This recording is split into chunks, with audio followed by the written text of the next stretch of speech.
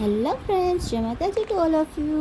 હું આજે આવી છું માતાના મઠ દર્શન કરવા માટે. તો આપણે આ માતાના મઠથી થોડેક જ દૂર છે જાગોરા ભવાની, તો એના પણ દર્શન કરવા જઈએ અને એના ઇતિહાસ વિશે પણ તમને માહિતી આપું. તો એક રાજા હતા, એને બે દીકરા હતા. એકનું નામ હરિસિંહ અને બીજું નામ થરીસિંહ હતું, એટલે એને હરિયો અને થરિયો કહેવામાં આવતો હતો. માતાજીએ તેની રક્ષા કરવા માટે આ જગ્યાએ લઈ અને અંદર આવ્યા હતા. તે ખૂબ ડુંગર ઉપર છે અને શાંતિવાળી જગ્યા છે. આ જગ્યા છે અત્યારે બહુ જાણીતી થઈ છે સોશિયલ મીડિયાના માધ્યમથી.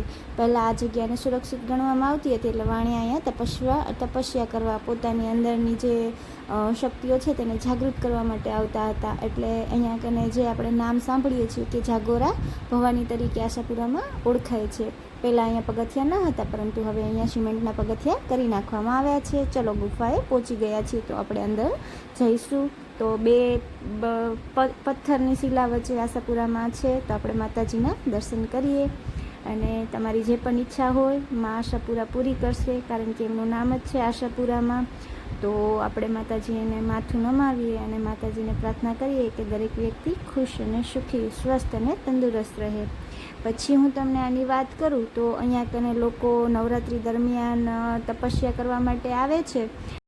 ફ્રેન્ડ્સ, વિડીયો તો આખો જોઈ લ્યો છો, પરંતુ લાઇક, શેર અને સબસ્ક્રાઈબ કરવાનું ભૂલી જાઓ છો. જો વિડીયો સારો લાગ્યો હોય તો ફ્રેન્ડ્સ સાથે શેર કરજો અને લાઇક કરવાનું તો ભૂલતા જ નહીં.